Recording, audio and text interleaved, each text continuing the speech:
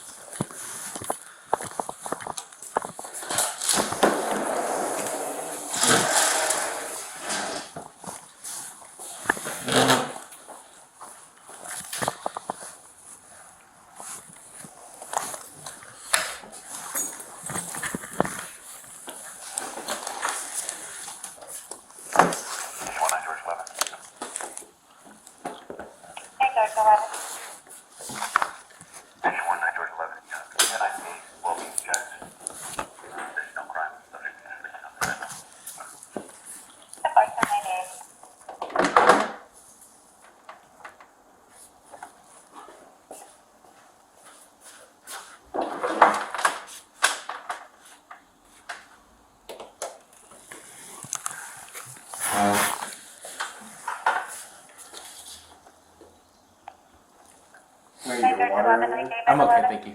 Cool. I just had a Celsius. The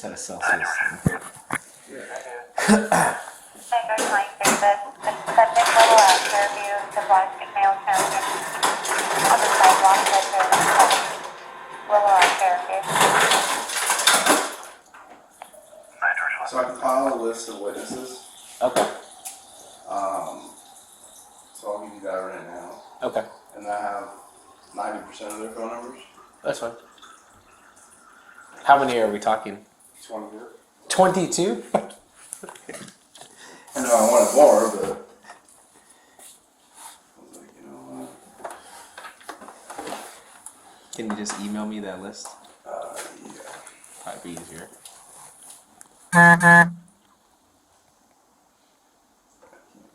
You probably want me to put their phone numbers on the list then. That'd be great. Okay, I'll have Well, you can get that later. If you can send it to me. It's gonna, prelims on Tuesday, and then trial wouldn't be for, Is it Tuesday or Wednesday? I thought it was Tuesday. I think it's the 25th. I believe it's Tuesday at 8:15. Yes, it is. I think. Department 14 will report there, and then he's in custody, so he'll be transported. I love it.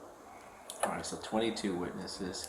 If you can just send me that sometime this evening. I will. I'll text you my email right now to send it to. 9-11 is unknown. I believe it's a different location. 818-879-3860. Mm-hmm. Okay.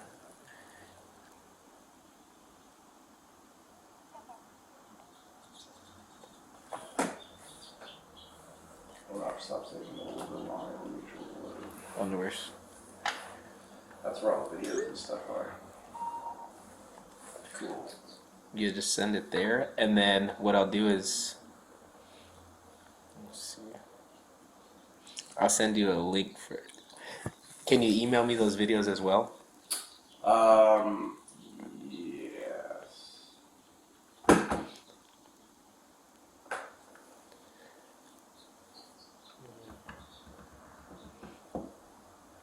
Is it gonna be like an Axon link? Yeah.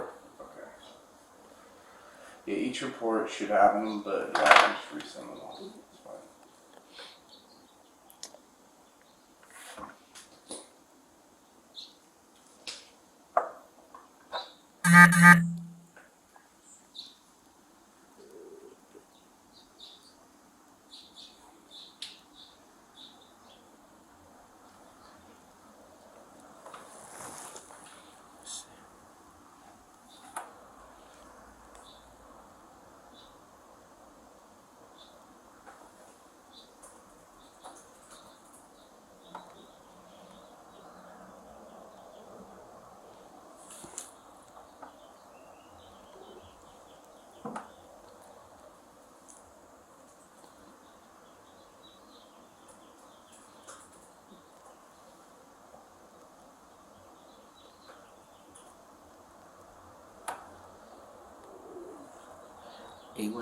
Can you tell it to me, because I don't have it on my. 879 3860.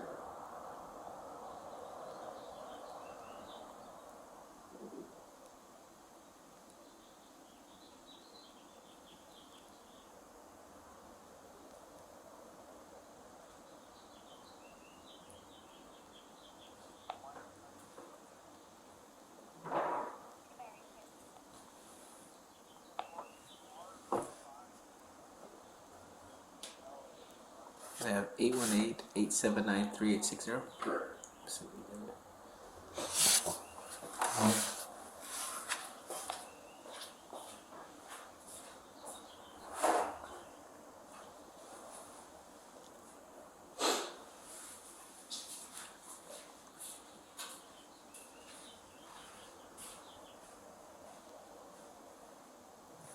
I sent you it. Let me know if you get it.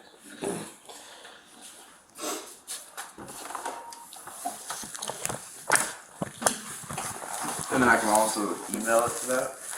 Yes. You should be able to. If not, you can email me. Who's living here now? To me, my dad, so it's Zachary here. Same people.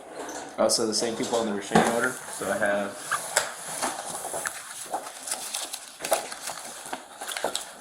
Yeah, that's the one I have.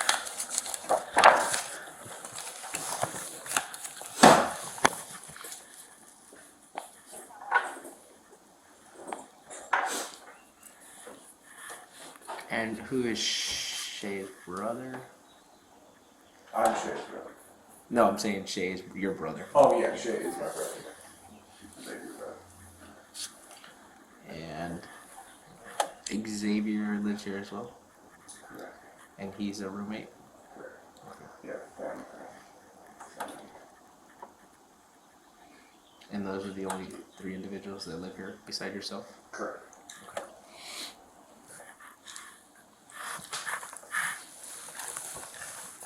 So we can get to the logistical stuff after, just kind of try to get a feel.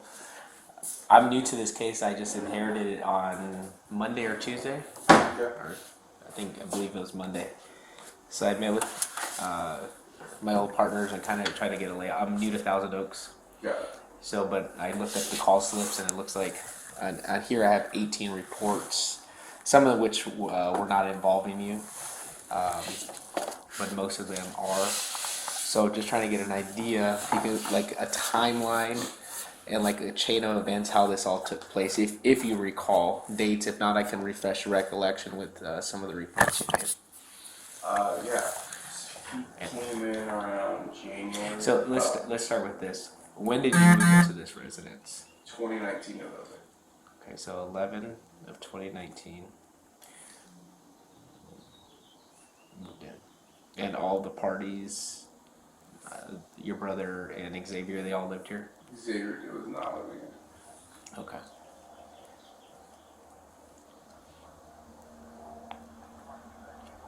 Okay, so you moved into this property in November of 2019. Okay. And then what is the first, if you recall, interaction, or you recall Mr. English moving into, I believe it's 4 West Avenida de los Yeah, Árboles? it's that one. So directly across from us, correct? Yeah, it's literally that. And I looked at the Google Maps, and it looks like that is an actual residence, but he was, my understanding, living in a trailer. In an RV. An RV, excuse me. Okay, when about did you, if you recall? I believe it was January 2021. Okay.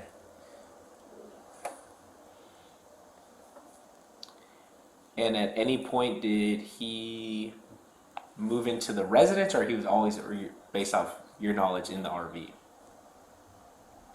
No, he was always in the RV. Okay. And the owner told me that too afterwards to confirm that there was no point in time when he lived. Did you have any interactions with the neighbor prior to, was that neighbor living here when you moved in? He had just moved in. So he moved in the same time? Well, his parents bought the place 9 months before me. Okay.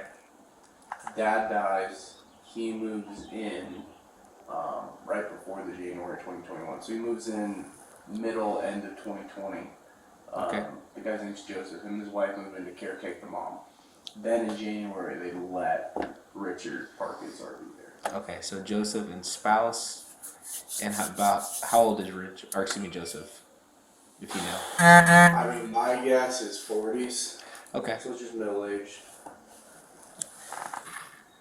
So you were here before Joseph, just a little bit before. I was here before Joseph and I's family. Correct. So his family lived at the residence, And the interactions for the year span with his family, were they all cordial, hostile? Good joke. It was cordial. Like when his dad died, my dad was home. I was working. Okay. And they were talking outside about it. Okay. And then for first time I met Joseph officially, he gave me one of his parking passes for the street right here. Oh, nice. Because their cars illegal. So it was very nice. And then when Richard moved in, he came to me and said, "Hey, I've got a friend moving in. He'll be here for about 2-3 months. He's a little racist." He goes, Joseph tells you this. Yeah, Joseph tells me this about Richard. He goes, just please put up with it. If you got a problem, let me know. I said, okay. And he used those words, he's racist? Yeah. Okay.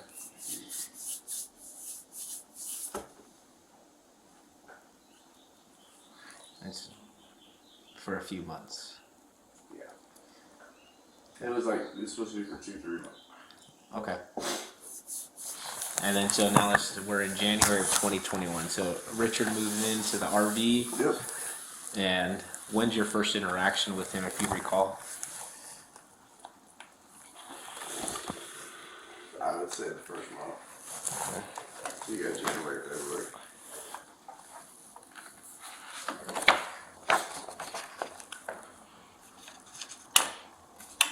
Are you guys able to pull 911 calls I have from all from 2021? I have all of them.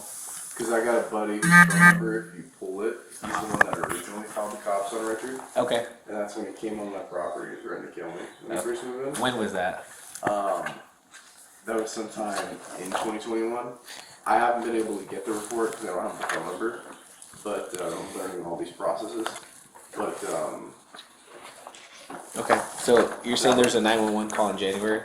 yeah, and that officially does not have a police report. They told me that. I mean, I even talked to Catherine that young. Okay. So. So this is your first. I'm sorry, that might not be in January. It's in sometime early 2021. Early 21. Okay. Yeah, it's my. That's your first interaction. No, I pulled out the 911 calls. I'll go back on that one. The first reported incident I have there's actual physical report.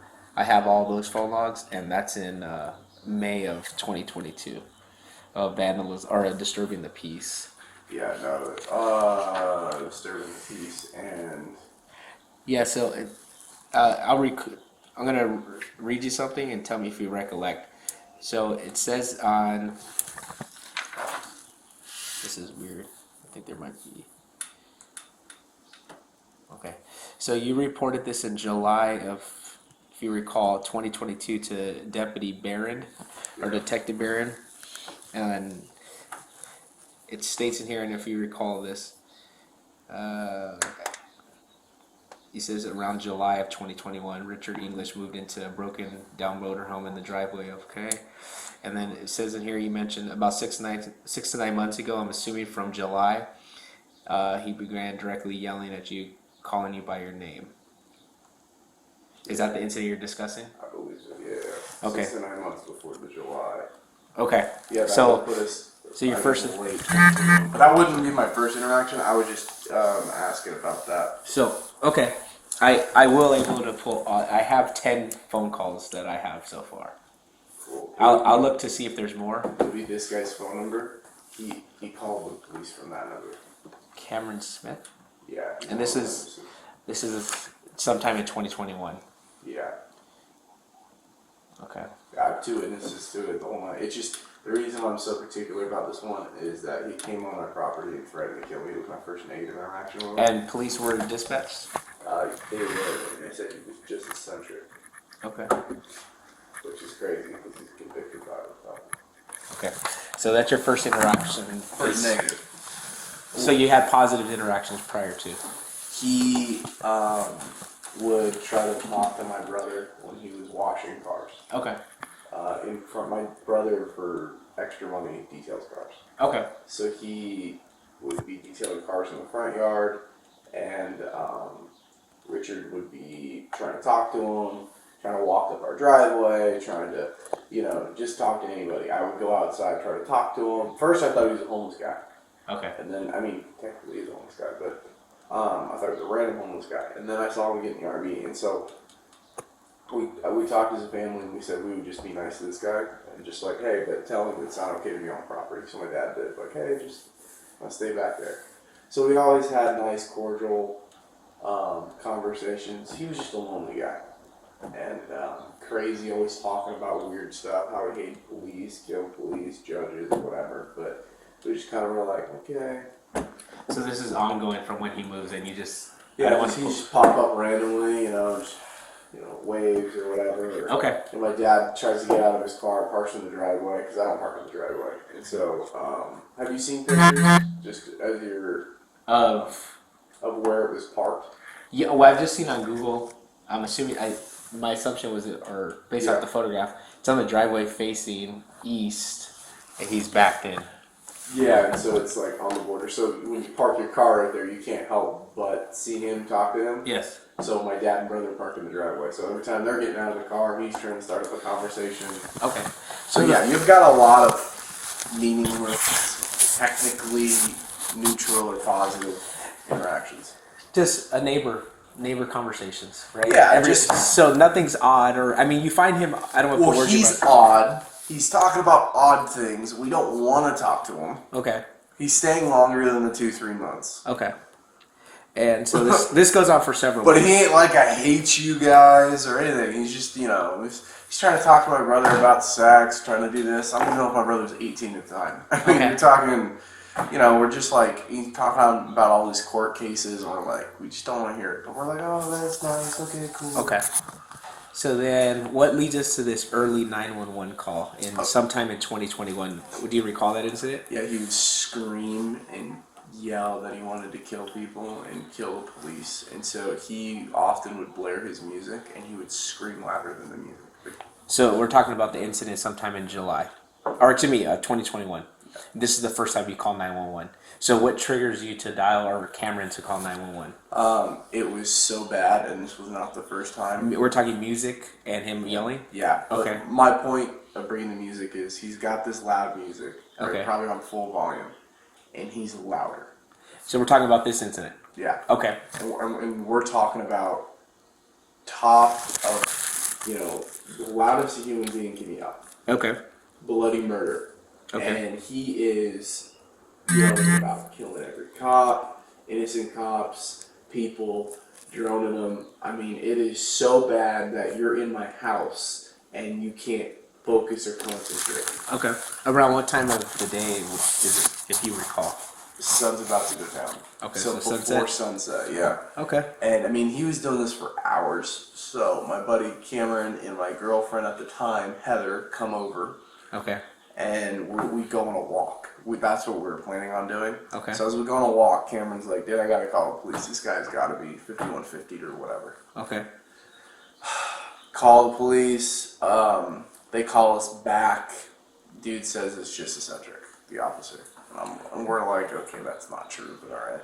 So we get back, and he's in my driveway. So you called when you were gone from the property, and then the deputy arrives and you're not present. Is that correct? And so the deputy has interaction with him, and the deputy calls you or meets with you. Calls Cameron. It says, "Hey, we spoke to Richard. He's eccentric."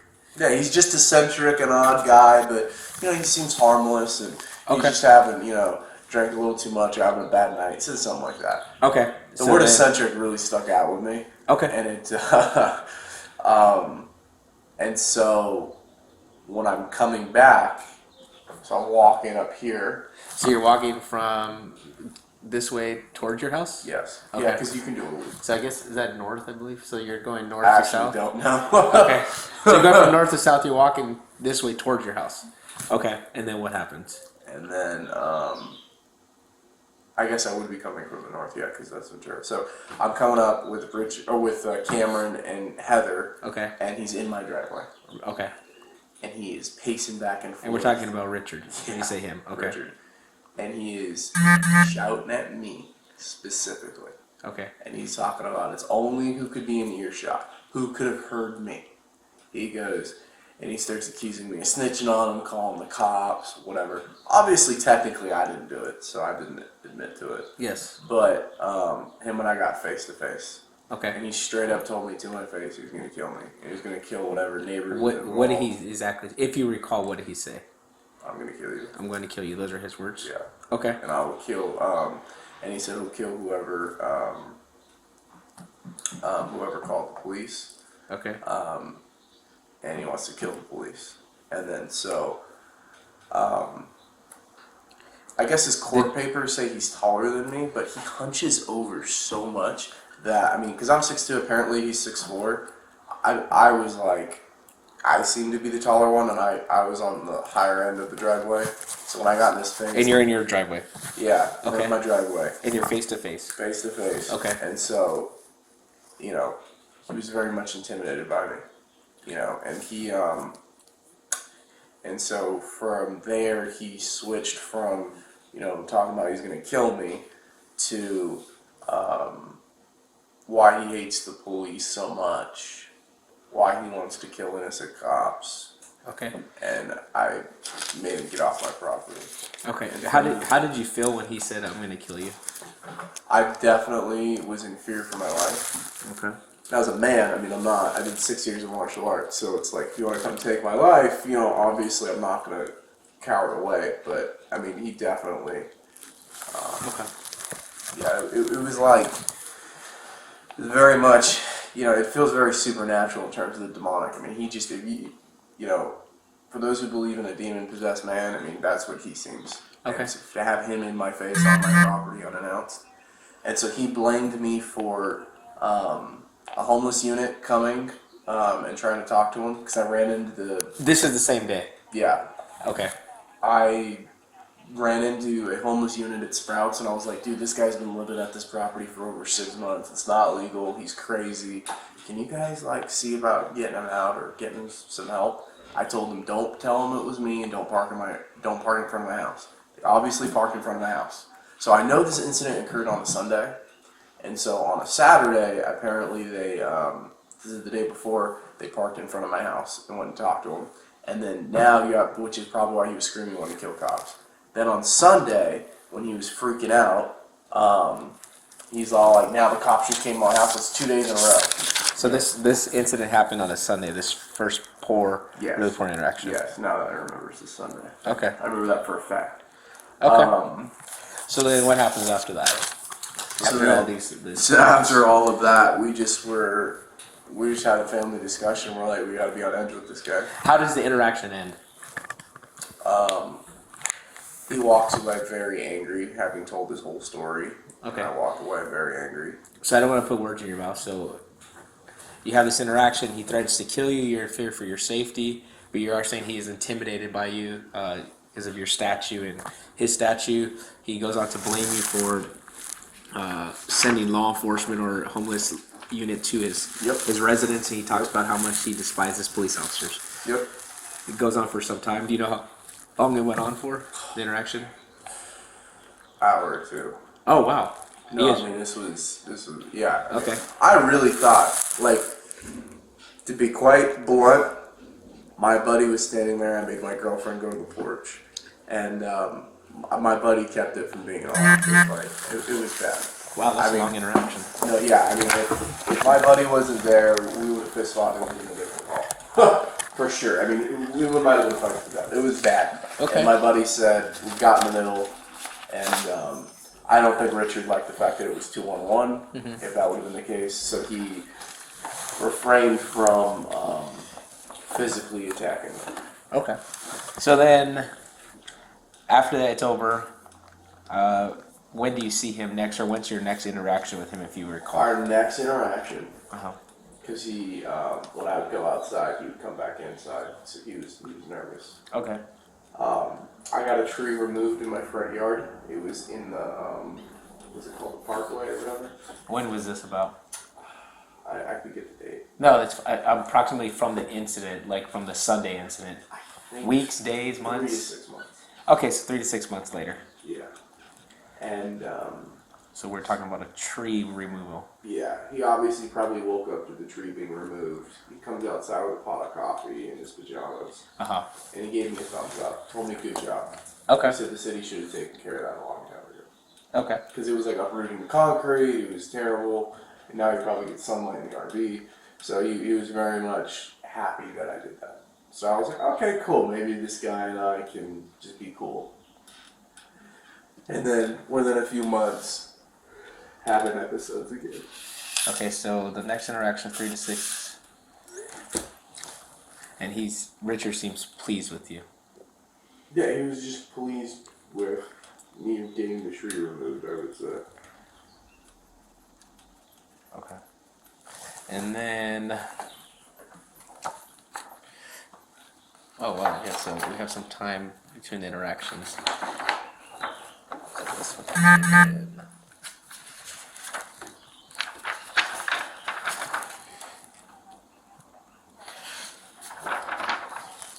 So that was July. Okay, so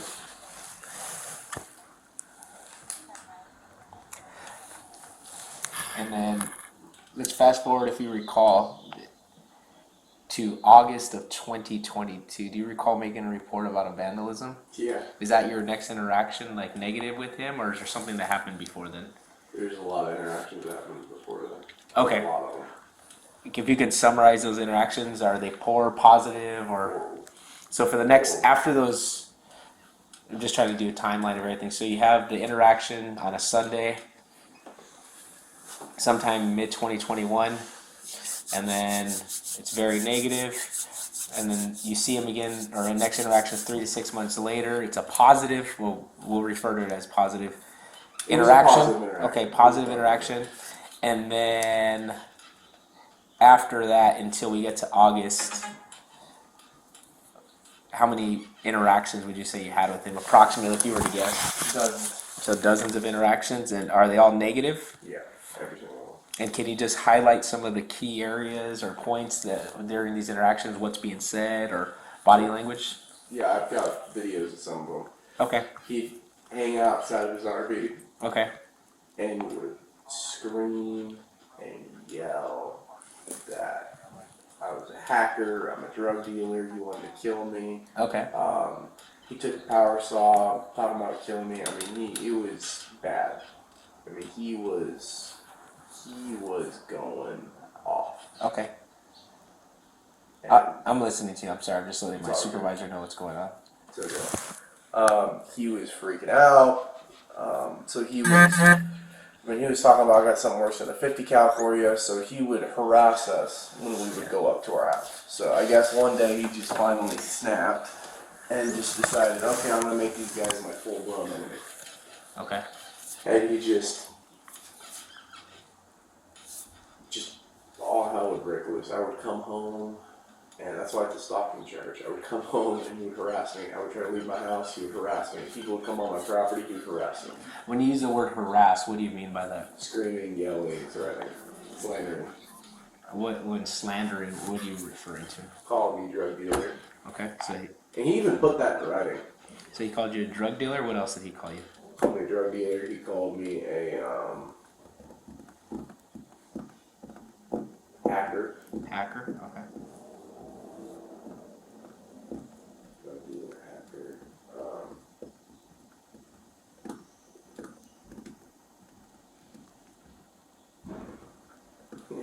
Yeah, he said I supply all the police in this area with steroids.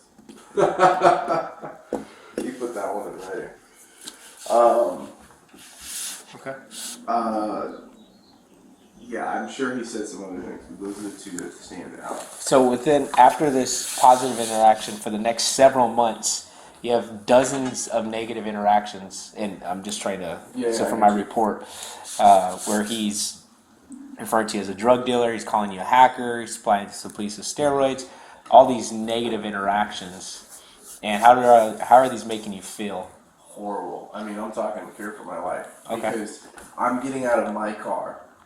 I gotta walk up my driveway, and this dude's talking about killing me. So it's like, What did he say again that he was going to kill you? Yeah. How many times did he say that? Dozens. So he, besides regular hackers apply police with steroids, he did say he was going to kill you. Yeah. Something effective, he's going to kill you. Okay. I mean, I've got videos of him taking a power saw, screaming, calling me the N-word. Okay. When did he call you the N-word?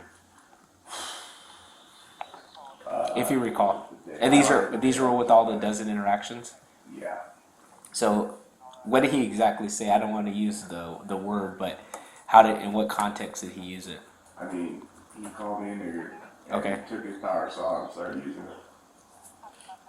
Like, can you explain to me the chain of events? So he calls you the N-word. Like, I would come home, Okay. and he would, or one of my family members would. Okay. It wasn't just me, it was, any of them. And he would be in his RV Okay. watching us, and you hear the power saw, and he'd call his mother effers, N-words, and I can play the tape. I sent it to the mayor, and that's how we got Captain Matt Young involved. And you'd hear it go zzz, and he'd be screaming the profanities at us. So could you actually see him, or you just hear his voice inside the trailer? Or RV, excuse me. Sometimes you can see him, sometimes you can't, because sometimes I'm in the house, and then sometimes I'm coming home, so it just depends on the interaction. So you would be inside your residence, and you hear chainsaw, and then you hear derogatory. I believe it was a power saw to be A power saw? to be Okay. accurate. So Okay. like one of those hand. Did he ever, when he used the N-word, did he say N-word something else, or just the N-word? He would use, he would. N-word MFer, N-word, all kinds of profanity. But he would use my name in it. Okay, that's what I didn't want to say put my word. name. So how would he, if you recall, like just to, I'm not quoting, but something to the effect of, He would scream like Zach 1, Zach 2, Zach 3. Zach He'd 1. always forget Shay's name, so he would call him Zach 3. Zach 1, Zach 2, Zach Zach 3, and then what will he say after that? Mother effers, N-words, and then power saw. It was just, So it was constant. Oh, yeah. So Yeah, when the power saw started getting put into place, that's when my friends got really nervous. Okay. And someone gave me the mayor's email, and I got involved. Okay. So did you call law enforcement on on all these interactions, or? No, because I didn't know how the system worked, because the first time was a complete failure. They didn't make a police report, all that. So now I'm trying to gather enough evidence that this guy's trying. So now we're going several months, almost a year of interactions that are calling you derogatory, I don't want to say threats, but negative interactions with you and the individuals who are living here. Your father, your little brother, and Xavier. Correct? Okay. And so, excluding my ring, because as you know, ring Yes. only works when you walk up to the Correct. door, right? I didn't have any cameras originally. Okay. Then I got one camera. Then all of a sudden it got real bad, and I started getting a bunch of cameras. Okay, and where did you install the cameras? So aside from the ring, if you right there in that divot between my window that you can see that I can't, Yes. and the garage, in the corner, so it would pick up the audio from Richard, so you couldn't necessarily see him. So, mind you, this is all during COVID, so we're all having financial issues. So I'm trying not to buy $10,000 worth of cameras. Yeah, are they still there? I didn't see them. Some of them. One of them he ripped off that I have on video. That's a police report. Okay. That's where the wires are sticking out of my house. Yes. But yes, they're still here. So during these interactions, law enforcement is not called because you're trying to compile evidence because you felt there's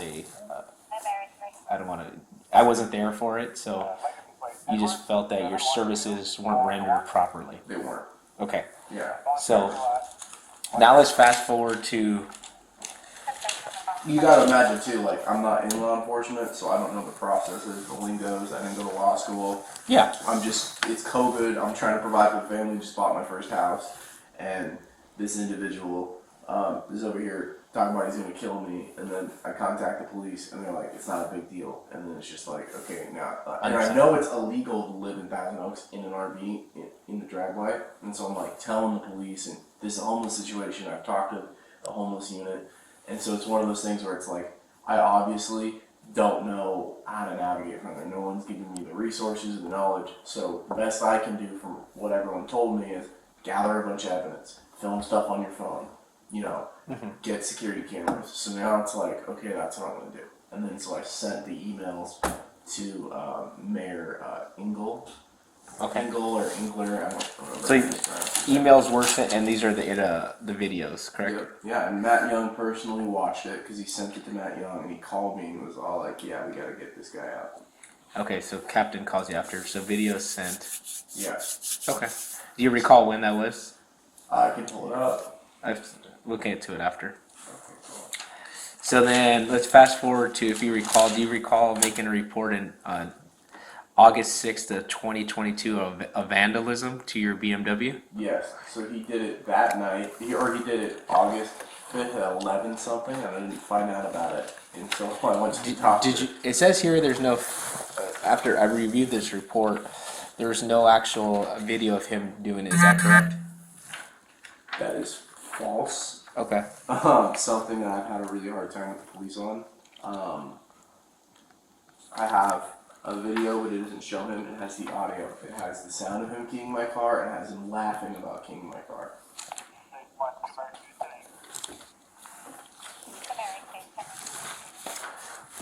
Okay, so you did. So you spoke to. So I saw the initial vandalism, and then you go to the Thousand Oaks police station, or you call, correct? Call. And then you provided the link with the video. Yeah. Okay. So before we move from there, before the vandalism, my dad called the police, Okay. and so that's why Officer Torres showed up, because Officer Torres's stepdaughter. I didn't know it at the time. My brother was sneaking around, but she was living here. Okay. So we just thought they were just dating. So my dad called her stepdad. Okay. And he was on duty. Okay. So he came with Barron. Okay. And so that was before the August 5th incident.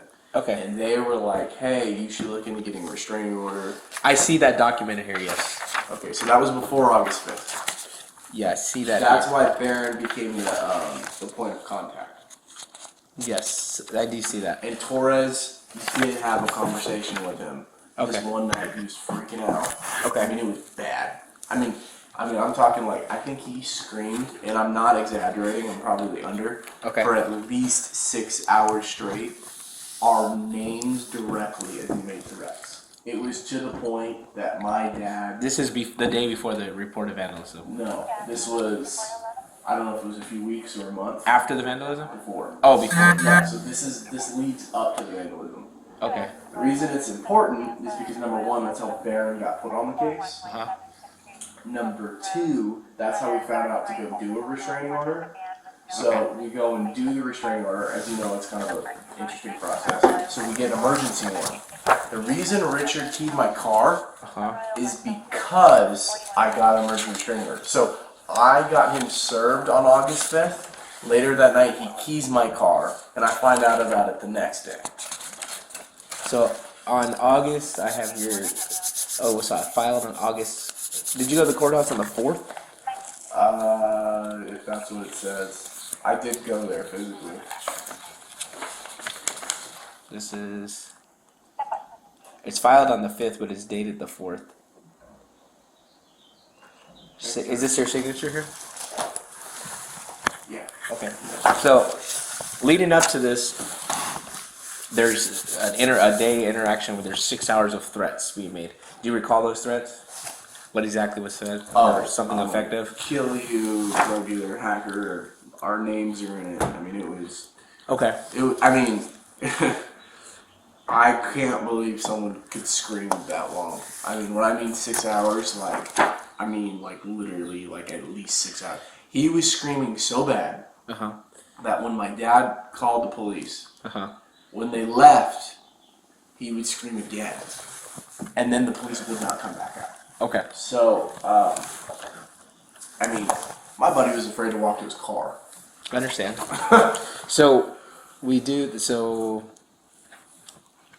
And then Torres and his partner come on, it looks like the 6th, correct? Yeah, because Okay, so you have an interaction where Dave. so that's the second time. So you spoke Torres to. came out. Okay, the second time. That's so the second time. August 5th is the second, or 6th sixth. is the second time Torres came out, and that's why. So I the wanted to first point time he that out. explained to you how to petition for emergency protective order and go to the courthouse. Yeah. So Deputy Torres gives you instruction, or This hello, is how you doing, sir? So he gives you that information. You go petition on August 4th. It looks like. So I'm assuming that's the same day, and then August 5th, the restraining order is granted. And is it served on August 5th? If you recall, I have Yes, that. it's served on August By- 5th by Matt Jarger. He was a colleague that worked next to me at work. And Where did he serve?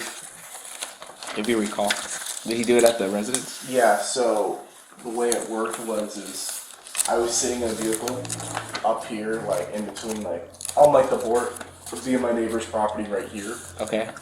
and I watched him walk up onto my property and trying to hand it to him, and then Richard rejected it. So he shut his curtain as he was handing it to him. So that's why Richard claims that he wasn't served. So you witnessed Matt I witnessed him doing it. on the 5th. Yeah, and so I witnessed Richard rejecting it. So What's I'm sorry, his name again? Your buddy? Matt Jarjour. I think it's in here somewhere. Yeah, Jarour, I believe is how it's spelled. And he's a colleague. He was a colleague, now he's become a cadet. He just left my company. Okay. Yeah. Call cadet with us. Yeah. Okay. So Matthew Ajar, are you witnessing? You're parked in your residence. You see him hand Richard the restraining order, temporary restraining order. You Yeah, see Richard do what? Richard closes his curtain. Like, so imagine like his RV window is always open, Okay. and like Matt comes up to do the paperwork, and he like closes it on Okay. him. Okay. So that's why he claims that he wasn't served. So he was left with the paperwork. Okay. So the paperwork gets left. Yes. Where does it get left? On the RV. On the window or?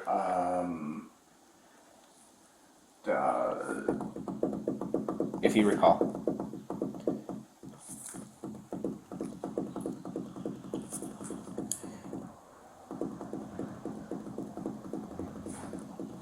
I remember getting left on the RV, the exact spot. That's fine. But yeah, so he was handed the paperwork. So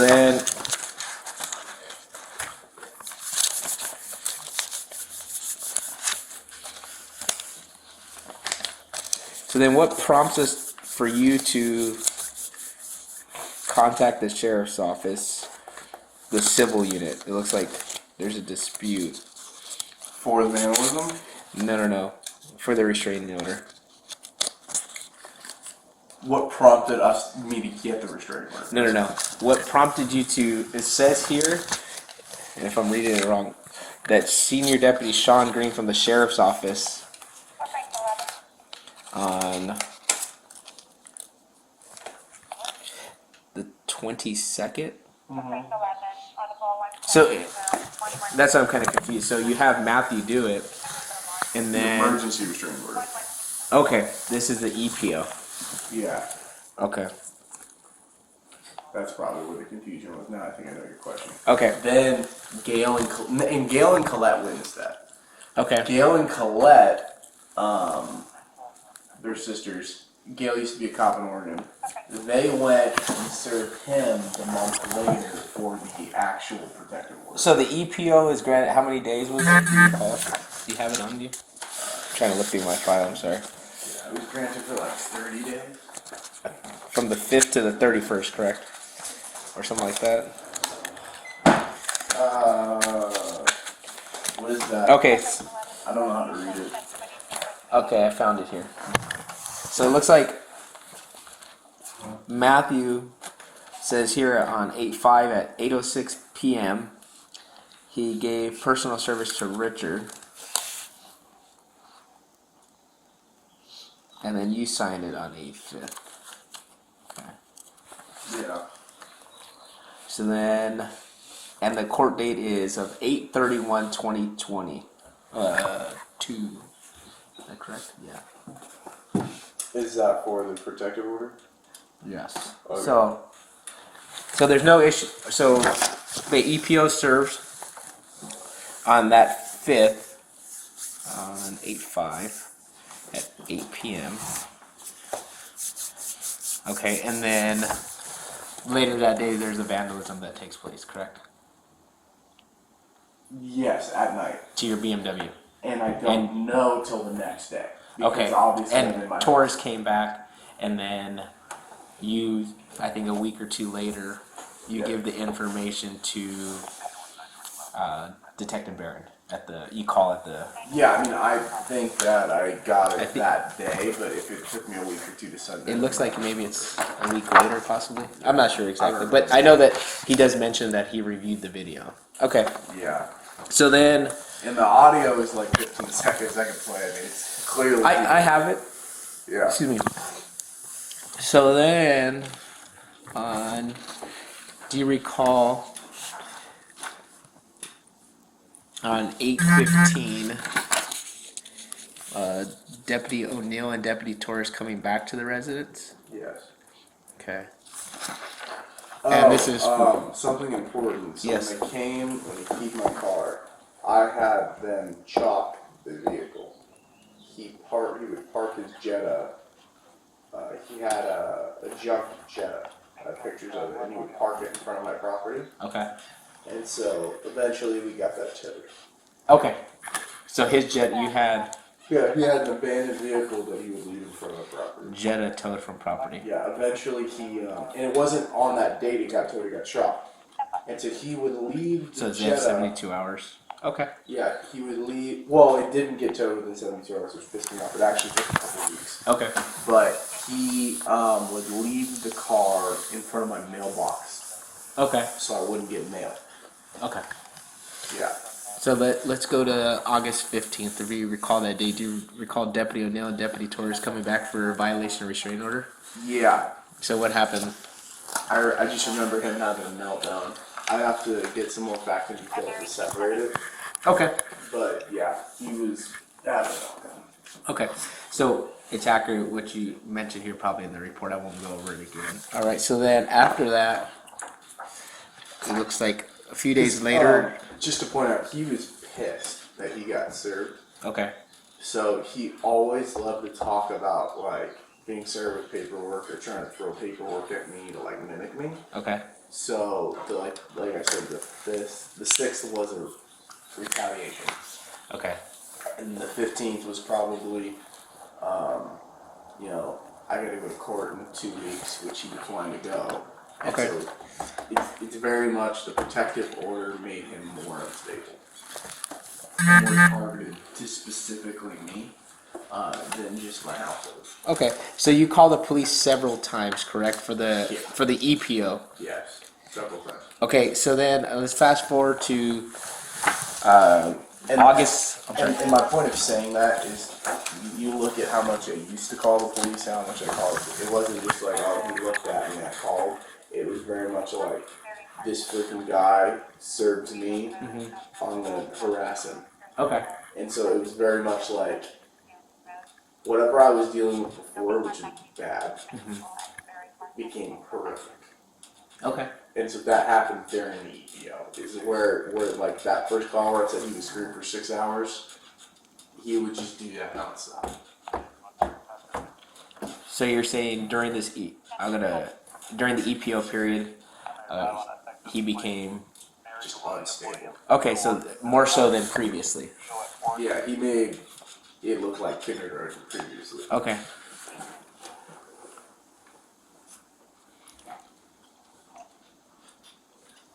Hey, he loved to do the power saw. He loved to bang stuff. Okay. Yeah, it got bad. Okay. So then, restraining order. August 31st. You go to the courthouse? Yes. Okay. I got it. And then,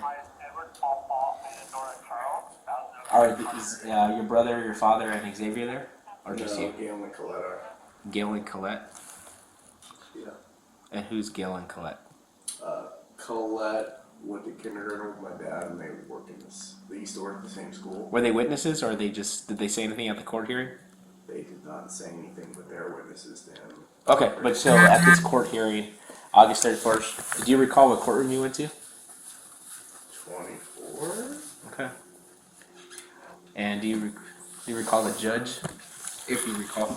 I remember him being an agent, but I don't remember. Okay, so you go to this court hearing on August 31st, and is Mr. English present? No, he didn't go to either. Okay. Well, what do you mean either one?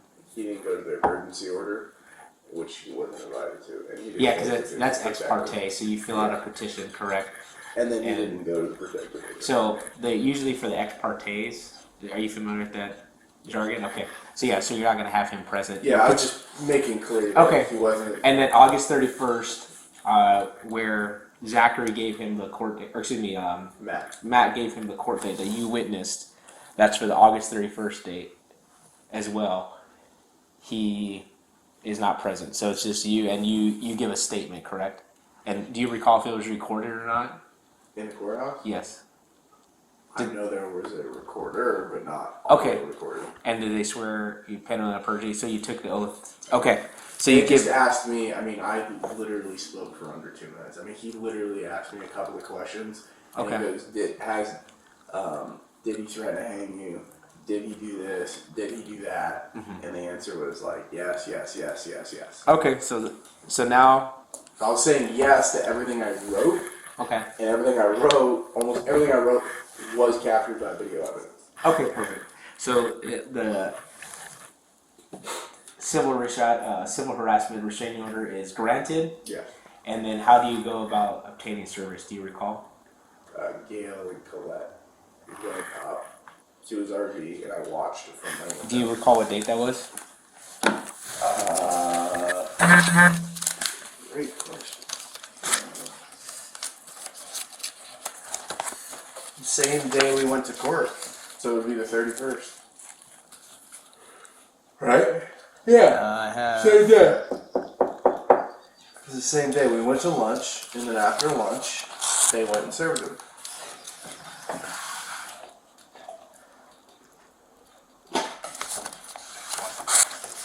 Okay, so I have Gail here. Gail Aland or Alland? Yeah. Aaland. Yeah, they're sisters, but she's married. The other one. And you witnessed when they. Did I you ever go to the sheriff's office? Not physically. What? No, to like the civil unit to ask them to serve the restraining order? Oh yeah. In the courthouse, yes, we did. But we didn't feel that they were going to get the job done because they said that they're going to knock on the door, and if he doesn't answer, then it won't be served, and then they're going to have an issue with going to court. So you did go to the sheriff's office, civil unit, but yeah, you end up canceling them? yeah, and we did cancel, yes, and Okay. then. So Gail and Colette, when they went to do it, it was a few hours after, they walked up the driveway, and he wanted to talk to them. He came out the window, Okay. and then they said, "You've been served." And then he goes, "No, you can't do that. You can't serve me." Where were you at when this happened? Standing over there in the corner in the window watching, Okay. making sure they were safe. Inside the residence? I was inside my residence, yes. Okay.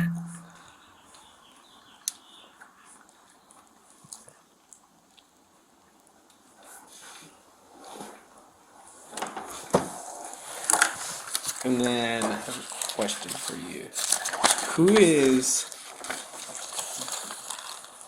Who's Tamar Fadeda? Oh my gosh. So, I didn't talk to him. I thought it was best I didn't. Colette did. Who is this?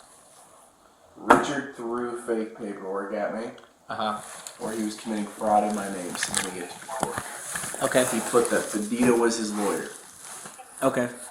Fedita kicked Richard off his property that Richard was, I think it's squatting is the term, was squatting on a property in LA. And that's where Joseph was like, oh, you should come just live with me.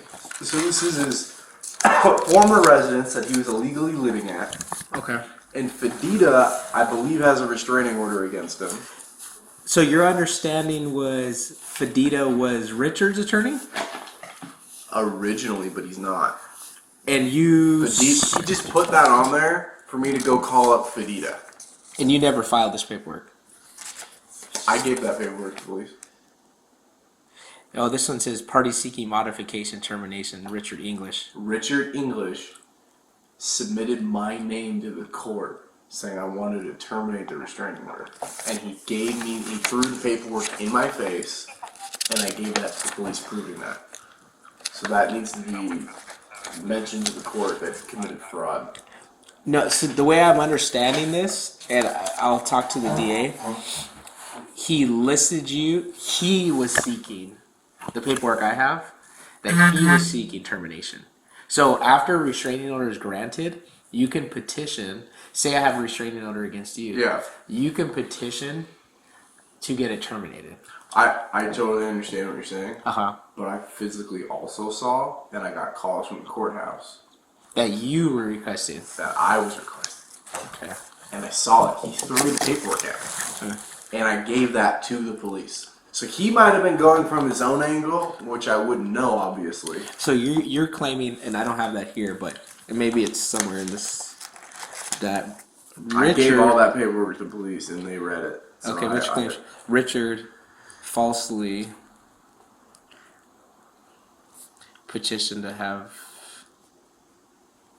RO dismissed. Yeah, they called me and were like, "Are you being threatened?" I'm like, "Yeah, that's why I have a restraining order." They're like, "Well, is that why you're trying to cancel it?" And I said, "I have no idea what you're talking about." And then that night, he throws paperwork in my face because he's crazy.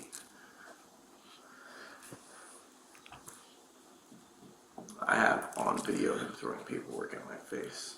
And Okay. then he had someone trespass on my property, which me and that individual are fine now. It's a friend of Joseph's. His name's Waleed. Okay. He had him throw that paperwork at me. Okay. Or at my dad, I'm sorry. In the garage.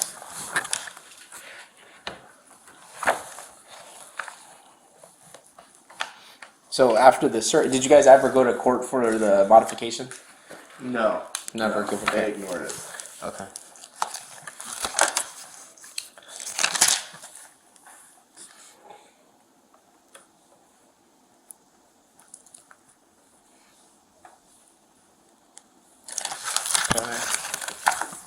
Looks like we have a few more violations in September.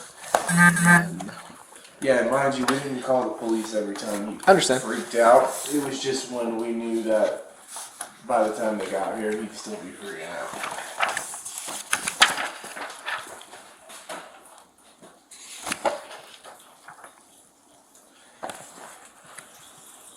Okay. So then, when does this all stop? Never did. Never did? So this is constant. Stopped when he got taken away and hasn't come back. Sorry about that.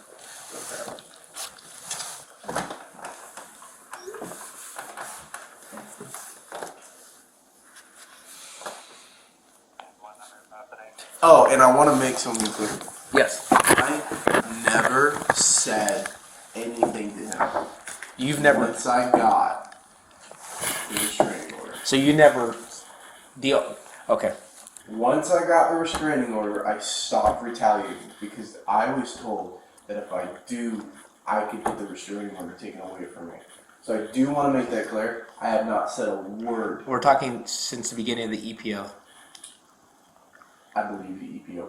Definitely. the August. first one. So since August 5th, 2022, you did not interact with Mr. English. Is that correct? Is that what you're saying? Yes. Actually, Okay. it is the EPO. Yes. Okay.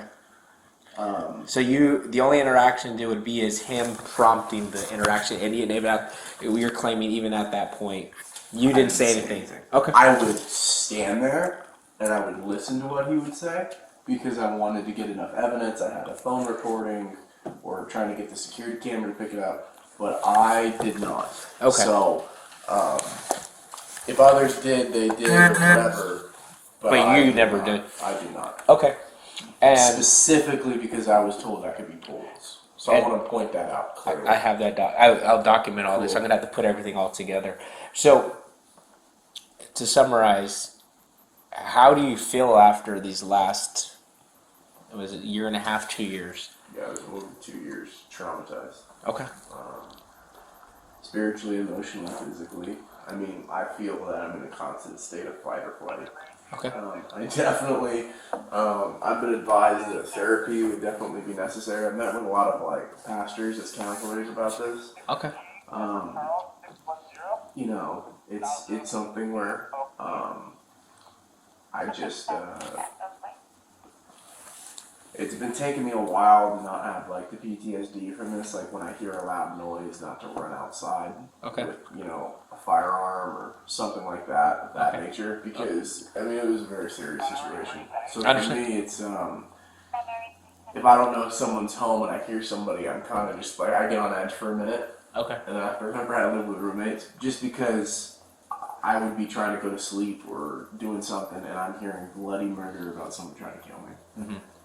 And he meant it, and he had weapons in his hand. So it's just like every single day living in that. Okay. So yeah, I don't feel good. I I'm not don't in a blame good you. season of my life. And I don't say that to be like, wow, I'm a coward. And, it's just like, self-defense is a very hard thing in California. And so I try to choose the better route of getting law enforcement involved. And so with myself not being able to retaliate the way I would like to, it is very scary because he can do whatever he wants and I can't. And so that's where I fear for my life. And if he does get back on the streets, I definitely fear for my life. And especially since his RV is gone and his Jetta is gone and I have a 100-yard restraining order, I will be handling any situation lethally. It already has gotten to that point where I would have to go outside. I mean, I've talked to the FBI, I've talked to police officers. They said carry on my property, go apply for a CCW. I haven't applied for the CCW yet. Okay. But yeah, Let me ask you this: do you have any video that you're gonna send me that have not been given to police officers or law enforcement? not to my knowledge. So these are these every interaction you have here has been submitted at one point to like. To my knowledge, yes. Okay, so nothing new. Nothing new. Okay, so I'll still send them to me because what I'll do is I'm going to put them all together on one disc because going through, I mean, you see my table of contents here, I know. and then I know there's other If you stuff. think that's crazy, you should see how all the ways I had to pull tapes. So- I had off like 5 different cameras. I had to pull tape. Yeah, believe me, I understand. So I only have the reports. I do not have and I have the 911 calls from reports generated. So I'm maybe missing some 911 calls, like the first interaction you had. Yeah, and then my dad's number, I can give you that. I have it Okay, here. cool. Yeah, so he's the one that originally called and Torres came out. Okay. But how many times was 911 called from my property throughout this almost half a year? So I have at least 18 incidents. At least. I want to say. I believe it was over 100 911 calls. Okay. And I was told he has called the police on me more than him. Okay. I remember at some point when they told me I had called like 35 something times, I couldn't believe it. And that was early on. And they were like, no, he's called more on you. That was during the restraining period. Okay. So I know it's got to be over 100. I was just curious because I have 18 reports of reported contacts between you and Mr. English. There very well could be more to obtain. I don't think those all have reports. Yeah, that I got the 911 calls based off the reports. Got it. So I had 10 that I'm aware of. There may be some more where the first interaction came out. I didn't request that phone call. It may be. I have to look for that date.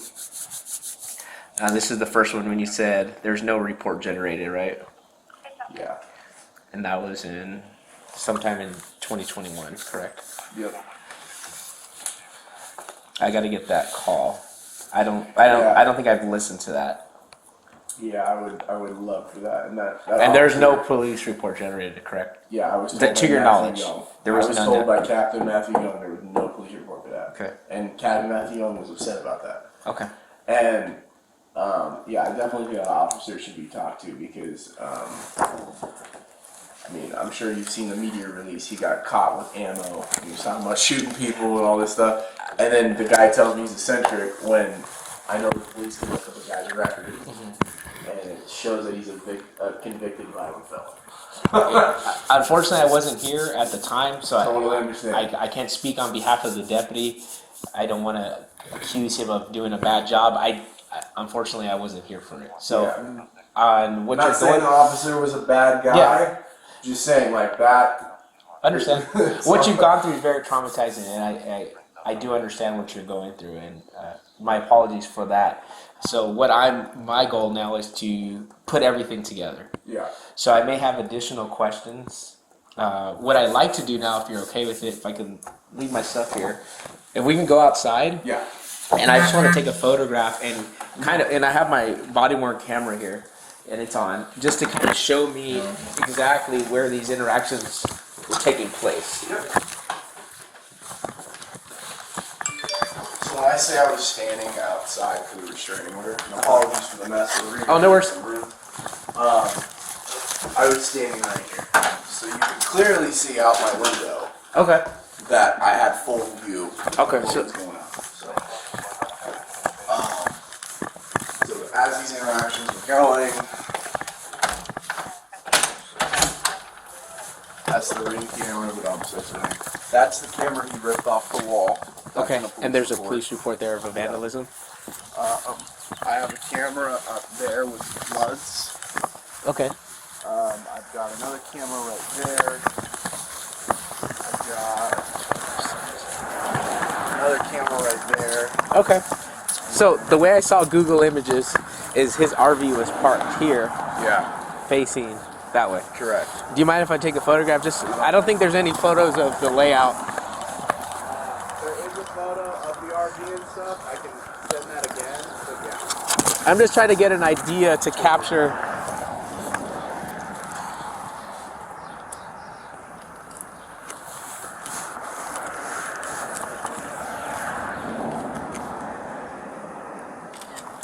And his RV was over here, correct? So this Jetta would often be parked here, And the Jetta would be parked here, you said? or it would be parked. Started junking it when I started having a shop right here, so I wouldn't get it. Okay. And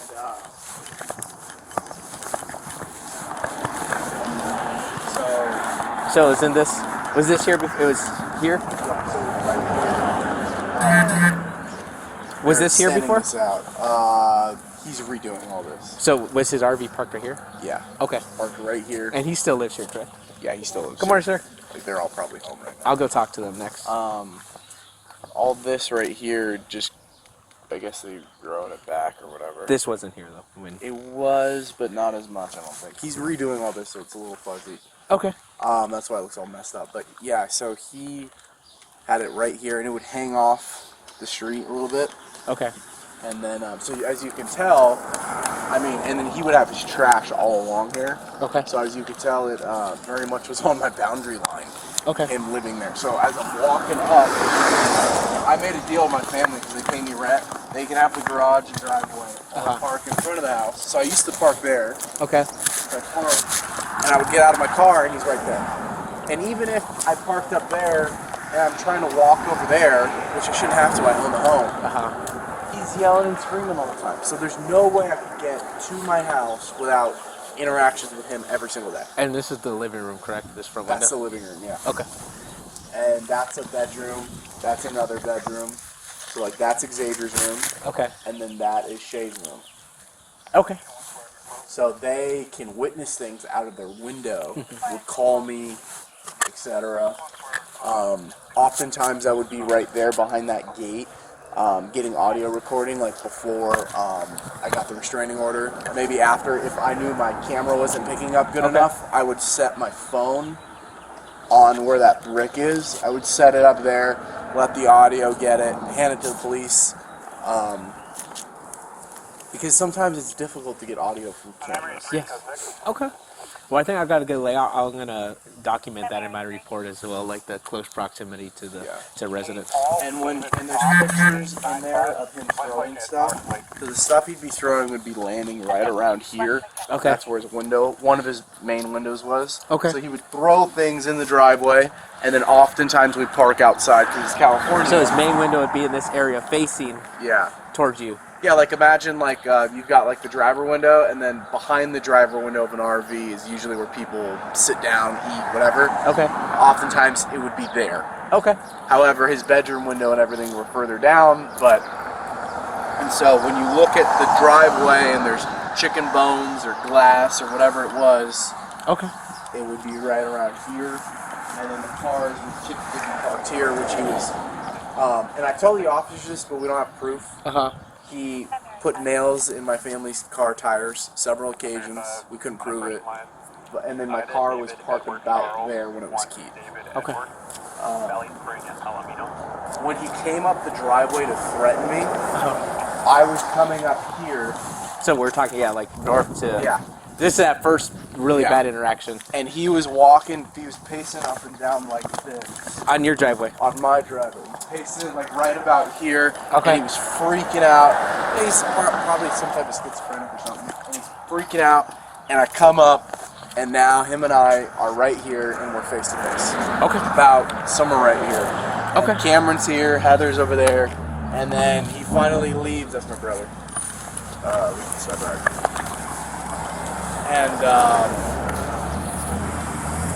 And he finally left, so he just kind of went around back in the RV. Okay. I think I got all that. Is All there right. anything else I can answer for you? I think that's it right now. I just wanted to come down here, speak with you, because I like speaking to a person over the phone. You can't get as much detail. I'm a main witness, Yeah. so I should speak Yeah. in person. So you're the victim. Yeah, exactly. And so I wanted to get like a layout, because I had never been here before, Shay, and just come kind of get an idea of exactly what took place. So, Shay. hey Shay, I'm Robert. Nice to meet you, Zachary sir. Curry. So you're, he's probably gonna get some information from you at some point. He's getting information from all the witnesses about Richard. Were you subpoenaed for Tuesday? No. Okay. I don't think we'll need a He'll man for probably prelim. show up, but Okay. no. So I'm gonna make a couple phone calls, and then I have your brother. Your brother gave me your phone number, so I'll probably follow up, and I'll just give you a phone call. Okay. So I'm gonna go back inside, get all my stuff, Cool. and then I'm gonna go speak to Richard, right? Joseph. I'm sorry. Richard's the bad guy. Yeah, I'm getting them all. Get up. And Joseph and I now have a good relationship. He confessed to me he was under duress. He feels bad about the whole thing. I told him, said, look, I'm letting the whole thing go. I'm just glad the guy's gone. Yeah. So now I have his phone number. Now Okay. our families are speaking. We're not best friends, but It's cordial. it's very cordial. It's very understanding. And he told me he would be happy to testify in court. In Okay. person. Well, I just gotta go talk to him and kind of ask him how it went about him Yeah. knowing one another, and then. And he would take trips, so he wasn't always here when I was being threatened. Okay. And I do that. And then and then also, I want to make sure that, because I know he's banned from my residence. Joseph verbally has said it, but I want to make sure that you encourage Joseph or show him how to go through the proper channels to get him banned from Joseph's residence.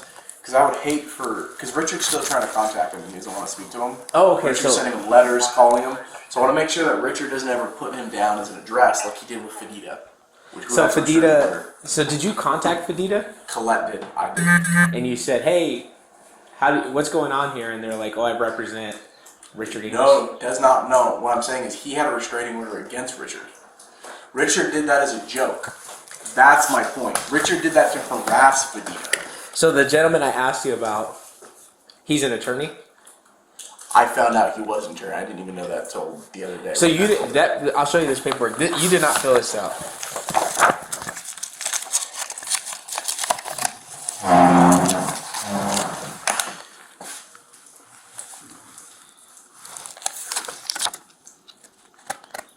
You never fill this out. No. That's what I'm saying. He submitted that in my name. This is the fraud. So no, this is what I was talking about. Party seeking modification. So he puts down Zach Miller, which is you, Okay. and I'm assuming so. Tamar, you're saying Tamar has a restraining order against. That's what Colette Richard. told me. But yeah. So I'm sorry. This is not the one where he committed fraud, but he did, and you can talk to the court because they called me about it. Okay. Submit something in my name. That my name was up there. Okay, so this is what I was talking about. So he petitions on September 14th to have the modification. Yeah, and then if this on the back of it, on one of these, he said all lawyers are scumbags, which is how you know this is all. Wait. I don't know if I have. It says it. Lawyers' fees and costs denied. On one of these, he I'll literally go through wrote in the box, and I submitted it to the court. Maybe it's not here, okay. But he literally was like, all lawyers are scumbags and bastards. So you could tell that he didn't have a lawyer write that. So Colette reaches out to, when you get that paperwork, Yeah, because she wanted to make sure that. and he tells Colette, hey, I have a restraining order against him too. Okay. And I banned him from the property. The same thing you guys are going through, I just went through. Okay, and that's in Los Angeles County. Yeah.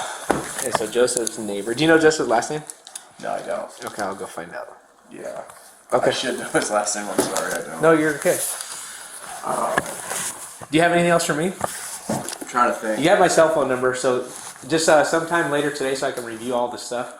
Just go ahead and get that to me. I'll be working on it. It's going to take me a while to send all the videos. If we can get it by tomorrow, that'd be great. I'm here till Friday, I'm going to try and get this all done. and then I'll type it all. I have to summarize everything, so I'll just go through it. And if I have any other questions, that cell phone number is good to reach you? Yeah. Okay, absolutely. perfect. No, yeah, please do. I want to be as helpful as possible. All right. I'm trying to think in my head.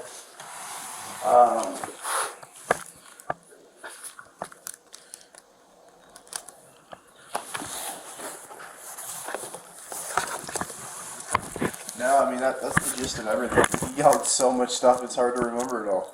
Hey, it's understandable. But I appreciate you. Thank you Of for course. helping me. Let me know if I'll more than likely be there on Tuesday, Cool. so we'll talk then.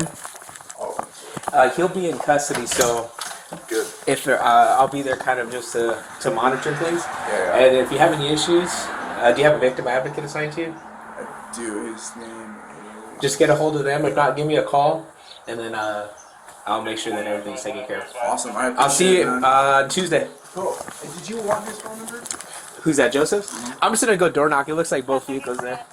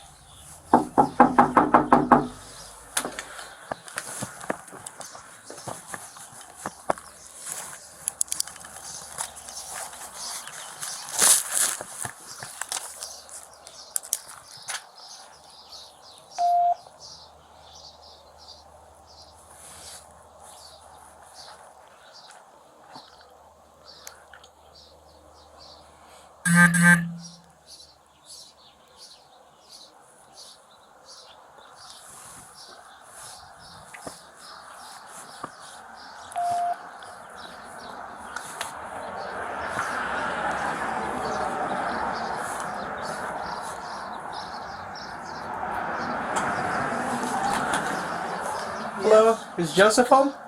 I don't think so. Okay.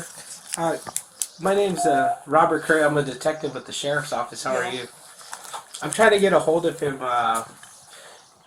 you have a good phone number for him? Yeah, it's 661 Affirmative. 400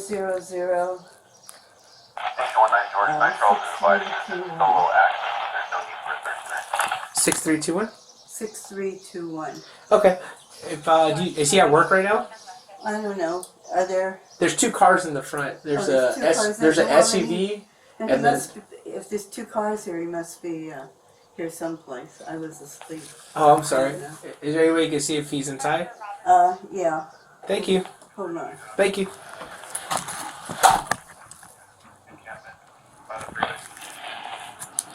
Hey, you gonna?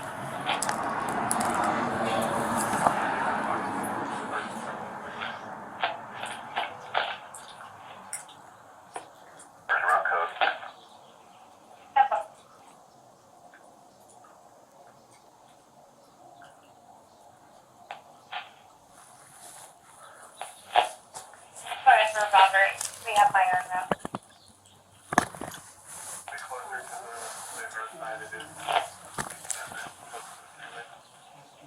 Kemper, we have it Northtown 101 West. Yeah, he said it'd be right here. Thank you. All right.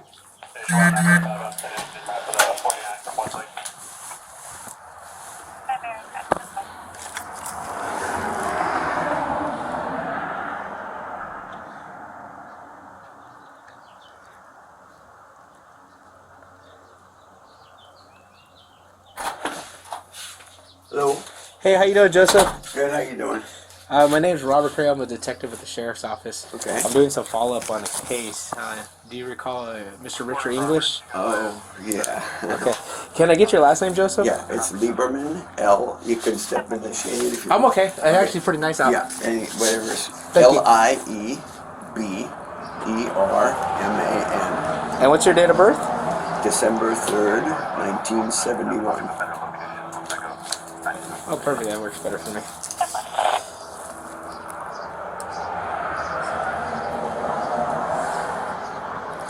Six 400-6321. Is that your cell phone? That's where I could reach, yes. Okay, perfect. Are you 661? Are you from Lancaster, Antelope Valley, or? No, I got this phone a long time ago. Oh, okay. I went the number at AT&T store whenever I was, working out there years ago. Okay. Yeah. Yeah, I'm from the You know, 661 I try to area keep code. the same number for Understand. consistency. So, just a few minutes of your time. For sure. Do you know Mr. Richard English? Yes. How do you know Mr. Richard English? I met him. Time passes quickly, but it was several years ago. I've been knowing him for a lifetime. Let's say, I don't know. It seems like maybe half a dozen years. I don't know, could be less, but I wouldn't say exact. But I've known him a few years. I met him working on a project. We were putting in some signs at the Pepperdine University. So you met him at a work project? Yeah. Do you do construction? Well, my trade is gemologist. Jewelry manufacturing is my preferred thing, but the whole economy, the world changed. You got to adjust. So, but I'm handy, and now I'm putting my time into our home. Very but nice. I do have worked, on and off for one of the local jewelers here, and Okay. and So wholesale you met him jewelry. several years ago. Yeah. Okay. So, do you recall when he moved in here? It's possible for me to kind of track through my data, whatever. If you want, I could send you email to if you get a business card and all that. I'm happy to help you because, I was trying to help a person too. On the one hand, he's a unique kind of individual, eclectic and all that. Interesting guy and intelligent. But he had these troubles apparently and I witnessed it myself. I believe in Los Angeles they are prejudiced against him, whatever. But in hindsight, he's got certain, you could say like a mental disorder, whatever. I don't want to judge him, but in hindsight, when I step back from it, he brought a lot of it on, or maintained a lot of it himself. Then when he came out, he was at a point where he's like, Joseph, they're going to kill me, and I can't go back to that house where I was at. Okay, so that there's some truth to all that. So okay, I didn't invite him here, I didn't.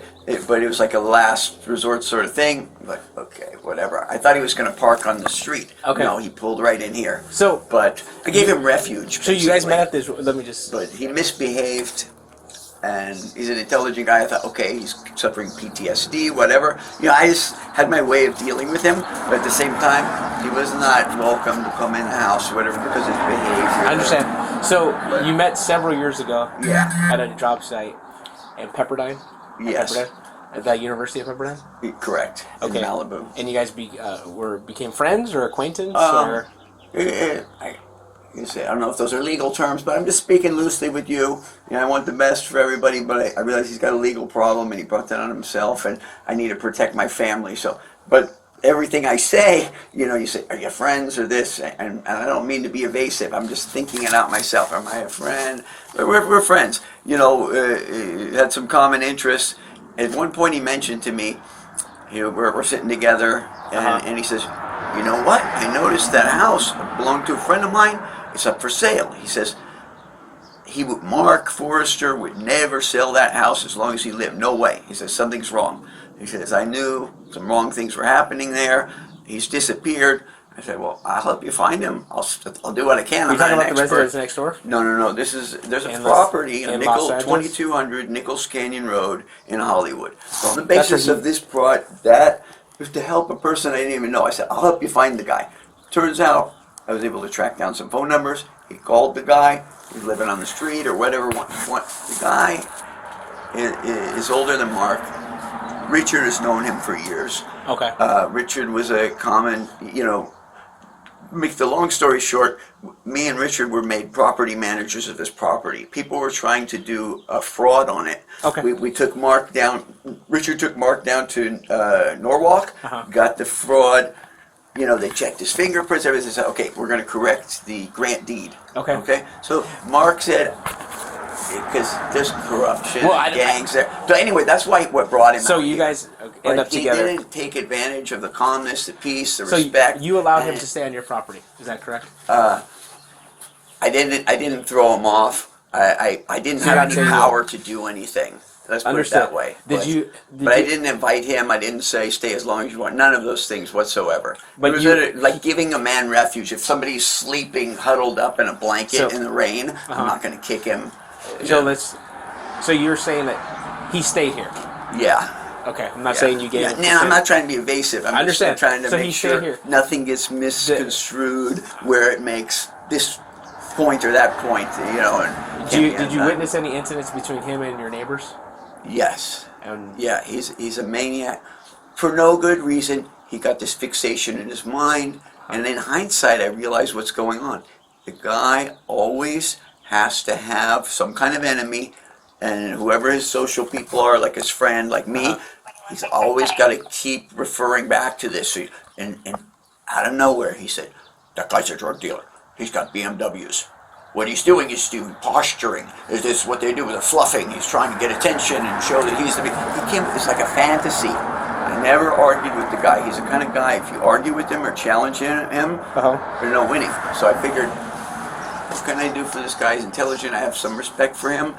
I will allow him refuge, a place for him to think what the hell he's saying, and maybe he'll calm down. Maybe he'll see the truth. And he had a little bit of that happening, but then he'd snap back into it and became a psychopath. He gets this fixation that the guy. And one day I was sitting in there with him, out of nowhere, he just jumped up like angry. He says, "Drug dealer!" I mean, screaming as loud as a person possibly could. And he's an expert at this.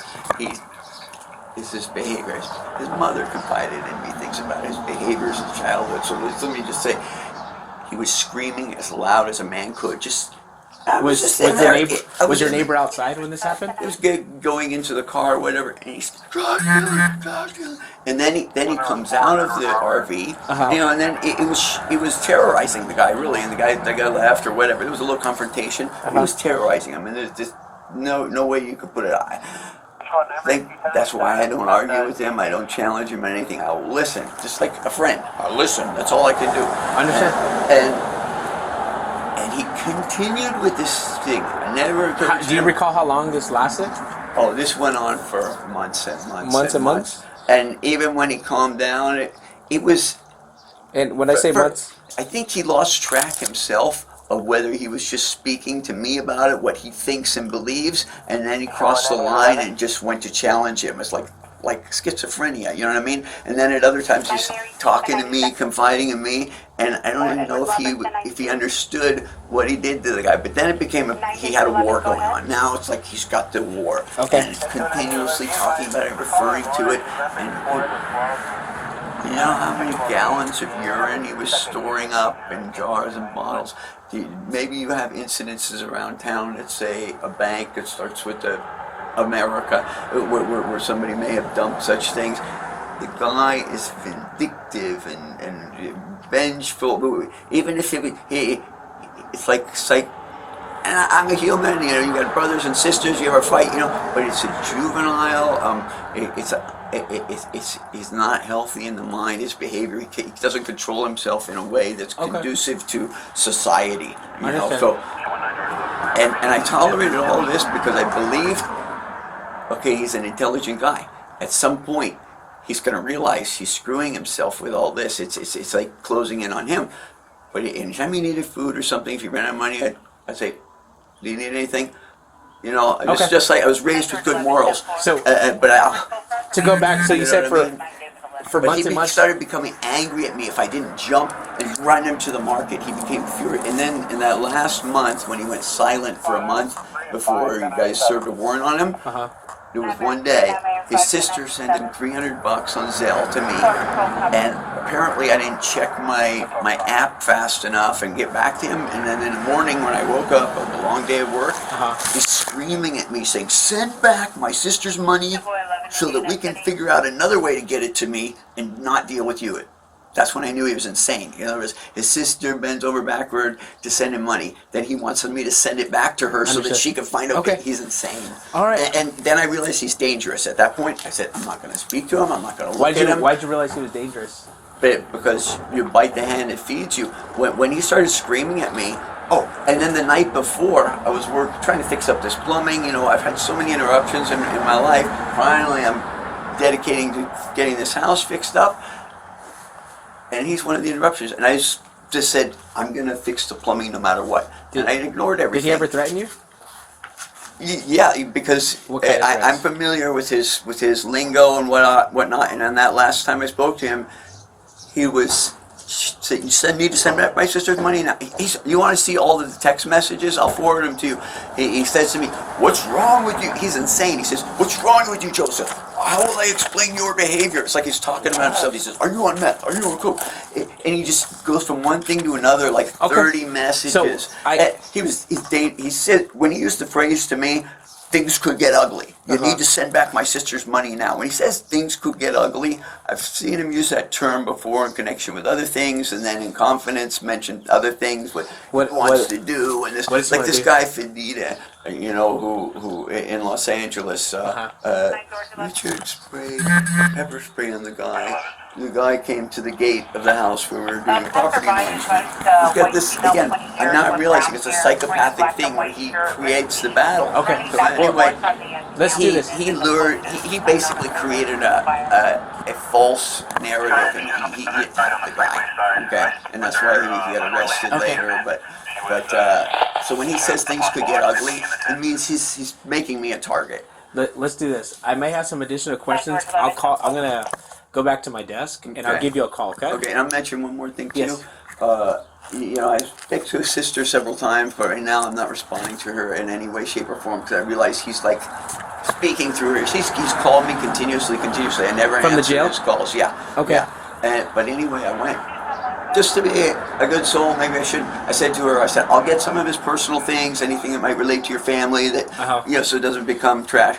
I pulled those things out. As I was doing that, I found more ammunition in there, like 22 Where are they at? Stinger or PCI ammo. They're the kind with the little blue capsules and the BBs. It was just in that RV. I found them. Maybe your guys, when they did the search warrant, they found something and then they stopped. But there was more in there. Maybe it still is. I don't know where the RV is. She told me, she said, I want to keep it for him.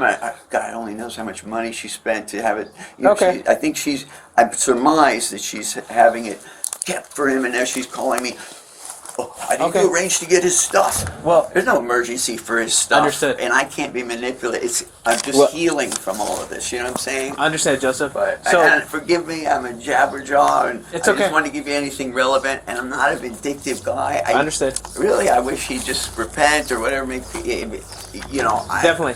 All right, that's Joseph. all I hope for him. But now I have to do my civic duty to protect our community. And I appreciate that. I'm so ashamed for what he's done to my neighbor, but thank God they're such great people. Even they don't hold it against me. But oh my God! Thank you. Well, and every time you guys came here, I made it a point, like I'm going to tell you now, you guys are fantastic. You're exemplary in your behavior, your professionalism. Obviously, the character of the people they hire is... Thank you, Joseph. And the people, I have to say that. Thank you, Joseph. I'll call you if I have any further, and you can send me some text messages. If you ever need my help for anything, whatever, you can ask me. I'm just like, he asked me for help. Now, you can ask me. Joseph. Thank you, Joseph. I appreciate it.